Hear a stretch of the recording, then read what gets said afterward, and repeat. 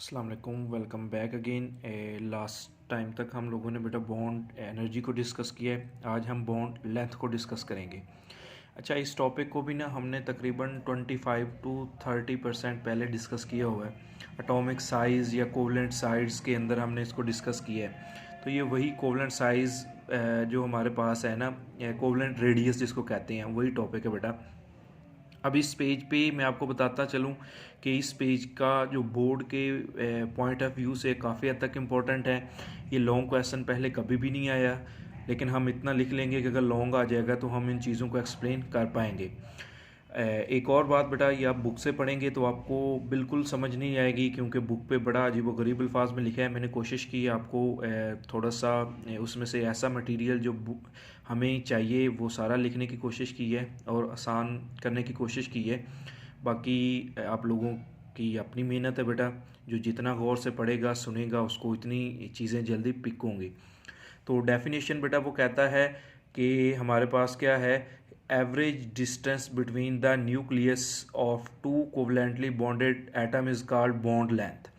कि वो कहता है कि ये देखो, मिसाल के तौर पे बेटा ये मिसाल मैं दे देता हूँ। ये कार्बन, एक है कार्बन एटम है बेटा, एक दूसरा कार्बन एटम ये है। ये आपस में कोवलेंट बॉन्ड के थ्रू बॉन्डेड हैं, आपस में इंटरलिंकेज हैं। वो कहता है कि इस कार्बन एटम के न्यूक्लियस और इस कार्बन एटम के न्यूक्लियस का दरमियान जो लाइन है, इनको मिलाने वाली लाइन है, इसको हम बॉन्ड लेंथ या इसका हम बेटा कोवलेंट रेडियाई कहते हैं। ये हम पहले पढ़ चुके हैं।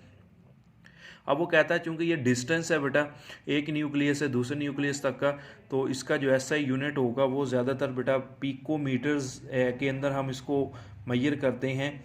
अब एक पिको बेटा 10⁻⁻12 के बराबर होता है। कहता है इसके जो दूसरे यूनिट्स हैं वो ऑंगस्टन भी हो सकता है, और एक ऑंगस्टन 10⁻10 मीटर के बराबर होता है। नैनोमीटर्स के अंदर भी मैयर कर सकते हैं, लेकिन ज़्यादातर पिकोमीटर्स में ही मैयर किया जाता है। अब एग्जाम्पल बेटा, जैसे अभी मैंने आपको समझाई है कि अगर ये कार्बन एटम्स होंगे तो इनका जो बॉन्ड लेंथ है वो 154 पिकोमीटर है। अगर ये हमारे पास क्या हो, क्लोरीन एटम्स हों, तो तब उनकी बॉन्ड लेंथ हमारे पास क्या बन जाएगी, 198 पिकोमीटर। ये एग्जाम्पल्स हैं बेटा, और एग्जाम्पल्स क्यों हैं हमें इसी को एक्सप्लेन करना है आगे। उसके बाद है बेटा कि बॉन्ड लेंथ को हम मैयर कैसे कर सकते हैं। वो कहता है बॉन्ड लेंथ को मैयर करने के जो बेस्ट मेथड है वो एक्स रेज डिफ्रैक्शन मेथड होता है। अच्छा, एक्स रेज डिफ्रैक्शन मेथड क्या होता है? एक्चुअली आपने ना फिजिक्स में ऑप्टिक्स वाले चैप्टर के अंदर, लाइट वाले चैप्टर के अंदर ना एक ब्रैग्स इक्वेशन पढ़नी है, बड़ी इंपॉर्टेंट होती है।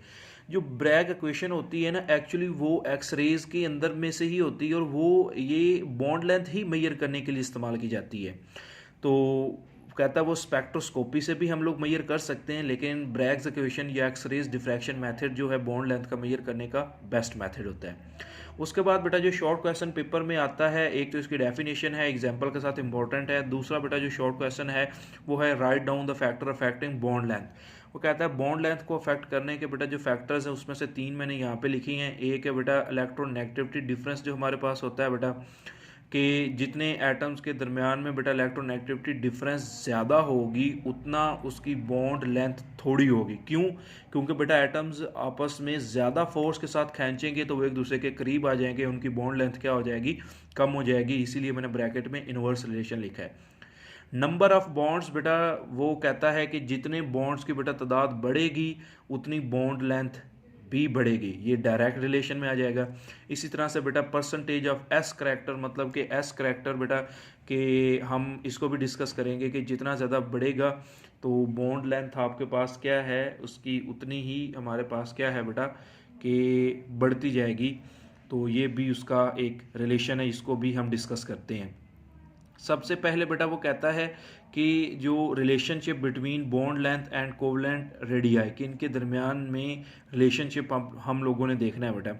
वो कहता है कि हमने पहले लेक्चर में ये पढ़ा था कि मैं एग्जांपल यहाँ पे वहाँ पर भी मैंने यही समझाई थी, कार्बन और जो आपके पास बेटा क्लोरीन है, वहाँ पे मैंने जो क्लोरोफॉर्म मिसाल से समझाया था। मैंने बस यहाँ पे कार्बन और क्लोरीन को एक्सप्लेन किया। वो कहता है कि ज़्यादातर तो यही होता है कि bond length shows additive property. Additive का मतलब क्या होता है कि ये दोनों बेटा, एक मैंने ये जो बड़ा साइज़ में ड्रा किया अभी, ये क्लोरीन है, छोटे साइज़ वाला कार्बन है। वो कहता है कि हमें पता है कि एक कार्बन एटम की जो बॉन्ड लेंथ है बेटा, ये 154 का आधा निकालते हैं तो कितना आता है 77 पिकोमीटर। और आपके पास क्लोरीन का बेटा वो कहता है कि 198 को 2 पे डिवाइड करते हैं, आधा निकालते हैं तो कितना आता है 99। वो कहता है ज़्यादातर तो इन दोनों को जमा करने से, मतलब 99 और 77 को जमा करने से 176 जो आंसर आता है पिकोमीटर। वो कहता है ज़्यादातर तो ये कोवलेंट कंपाउंड्स के अंदर ऐसा ही होता है कि एक की बॉन्ड लेंथ दूसरे की ऐड करके हम निकाल सकते हैं, जैसा कि इस मिसाल में मैं आपको समझा रहा हूँ कि कार्बन और जो क्लोरीन के दरमियान में जो बेटा बॉन्ड लेंथ है वो 176 पिकोमीटर ही होती है। इसी को तो बोलते हैं कि एडिटिव प्रॉपर्टी। ये कोवलेंट रेडियस रखते हैं कि एक को और दूसरे को जमा करें, जो आंसर आएगा वो ही उसकी बॉन्ड लेंथ होगा। लेकिन एंड पर मैंने नोट बना के लिखा है, वो कहता है always additive property does not work. लेकिन कुछ जगह पे एडिटिव प्रॉपर्टी काम नहीं करती, लेकिन ज़्यादातर एडिटिव प्रॉपर्टी ही काम करती है बेटा। पिछले पेज तक बेटा जितना हमने पढ़ा है वो आपको हर हाल में आना चाहिए। शॉर्ट क्वेश्चंस उसमें से बनते हैं। ये आज वाला जो पोर्शन है बेटा, ये इस पेज पे ये शॉर्ट क्वेश्चन तो नहीं है, एमसीक्यूज़ हैं बेटा, एंट्री टेस्ट के एमसीक्यूज़ हैं। इनको ज़रा गौर से समझिएगा, जो याद कर सकते हो करें बेटा। नेक्स्ट बेटा वो फैक्टर कहता है number of bonds between two atoms के। मैंने आपको बताया कि एटम्स की जो हमारे पास बेटा नंबर ऑफ बॉन्ड्स जितने बढ़ते जाते हैं, बॉन्ड लेंथ उतनी क्या होती है बेटा, कम होती है। यही चीज़ पीछे भी मैंने आपको पेज पे समझाई है बेटा। वो कहता है with the increase number of bonds between two atoms bond length always decreases, mean उनके दरम्यान में इन्वर्सली रिलेशन है। आपको समझाने के लिए बेटा यहाँ पे 3 क्लासेस को मैंने यहाँ पे एक्सप्लेन किया। एक अल्केन्स, हमें पता है अल्केन्स में कार्बन कार्बन सिंगल बॉन्ड होता है, उसकी बॉन्ड लेंथ बेटा आपके सामने है 154 पिकोमीटर।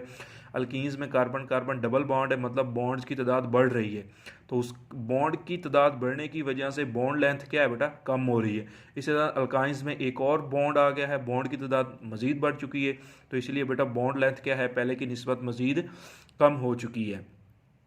उसके बाद वो कहता है कि मैंने जो आखिरी आपको लिखवाया था कि effect of the S character on bond length. वो कहता है जो एस करैक्टर होता है ना बेटा, ये बॉन्ड लेंथ के आपके पास क्या होता है कि इन्वर्सली प्रोपोर्शनल होता है, कि बॉन्ड लेंथ कम होती है आपके पास एस करैक्टर बढ़ने की वजह से। कह सकते हैं कि ये भी इन्वर्सली रिलेशन है बेटा। अब इसी चीज़ को मैंने यहाँ समझाने के लिए कि एस करैक्टर क्या होता है, मतलब उसमें कितने % एस करैक्टर पाया जाता है, मैंने इन्हीं मिसाल को एक्सप्लेन करूँगा बेटा। अल्केन्स में हम पढ़ चुके हैं इसी चैप्टर के अंदर कि हाइब्रिडाइजेशन कौन सी होती है, sp3। अल्कीन्स में हाइब्रिडाइजेशन कौन सी होती है, sp2। और अल्काइंस में हाइब्रिडाइजेशन कौन सी होती है बेटा, sp। अब वो कहता है कि हमने एस करैक्टर निकालना है, और अल्कीन्स में एस करैक्टर कैसे निकालेंगे। देखो बेटा, हम परसेंटेज जब भी निकालते हैं ना, हम थोड़ी चीज़ को ऊपर रखते हैं और ज़्यादा चीज़ या फुल जो हमारे पास होते हैं, जैसे हम परसेंटेज मार्क्स के निकालते हैं, obtained marks divided by total marks multiply by 100। देखो sp3 में एक s है, इसीलिए मैंने एक को ऊपर रखा है, और 4 आर्बिटल्स टोटल हैं, 3 p के और एक s का, इसलिए मैंने लिखा 1/4 मल्टीप्लाई बाय 100। इसको आंसर आ गया 25%। अल्कीन्स का बेटा निकालने के लिए, अब अल्कीन्स में देखो टोटल आर्बिटल्स 3 है, इसलिए मैंने 1/3 मल्टीप्लाई बाय 100 लिखा, तो 33% एस करैक्टर आ गया अल्कीन्स के अंदर। और अल्काइंस में चूंकि दो आपके पास आर्बिटल्स हैं, एक एस और एक पी, तो दोनों को 1/2 मल्टीप्लाई बाय 100 करेंगे तो 50% हमारे पास हाफ ऑफ बन जाएगा। तो यहाँ से बेटा जो आपको चीज़ पिक करनी है, एक तो ये एमसीक्यूज़ के लिए कि sp3 में एस करैक्टर कितना है, या हमारे पास जो करैक्टर p है उसको निकालने का फार्मूला मैंने आपको बता दिया है। तो वो कहता है कि देखो एस करैक्टर जैसे जैसे बढ़ता जा रहा है बेटा, बॉन्ड लेंथ वैसे वैसे क्या होती जा रही है, कम होती जा रही है। तो ये चीज़ें बेटा एंट्री टेस्ट में काफ़ी हद तक इम्पोर्टेंट हैं। अगर हम ये लॉन्ग क्वेश्चन तो अभी तक कभी नहीं आया बेटा, अगर आ जाए तो हमें एज इट इज़ लिखते जाना है। इस टॉपिक के एंड पे बेटा पीरियोडिक ट्रेंड्स को एक्सप्लेन किया गया है कि जब हम पीरियोडिक टेबल में पीरियड्स मतलब लेफ़्ट टू राइट जाते हैं तो जो बॉन्ड लेंथ होती है बेटा वो डिक्रीज़ होती है। मैंने थोड़ा सा ड्रा करने की कोशिश की है कि लेफ़्ट टू राइट जाते हैं, चूँकि साइज़ डिक्रीज़ होता है हम जानते हैं, इसलिए बॉन्ड लेंथ भी हमारे पास क्या होती है, डिक्रीज़ होती है।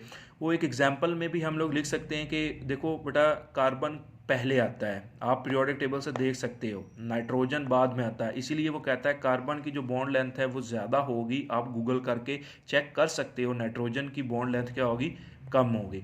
इसी तरह से बेटा वो कहता है जब हम ग्रुप्स में फ्रॉम टॉप टू बॉटम आते हैं, चूंकि एटॉमिक साइजेस इंक्रीज होते हैं, इसीलिए उनकी जो बॉन्ड लेंथ है वो भी क्या होती है, इंक्रीज होती है। ये भी आप लोग गूगल से चेक कर सकते हैं। पोटाशियम बाद में आता है, इसका जो बॉन्ड लेंथ होगी वो ज़्यादा होगी। सोडियम पहले आता है, इसकी बॉन्ड लेंथ क्या होगी, कम होगी। तो ये लॉन्ग क्वेश्चन पेपर में आज तक नहीं आया, अगर आ जाए तो जितना लिखा है बेटा ये लिख देंगे तो आपका लॉन्ग क्वेश्चन भी ये हो जाएगा।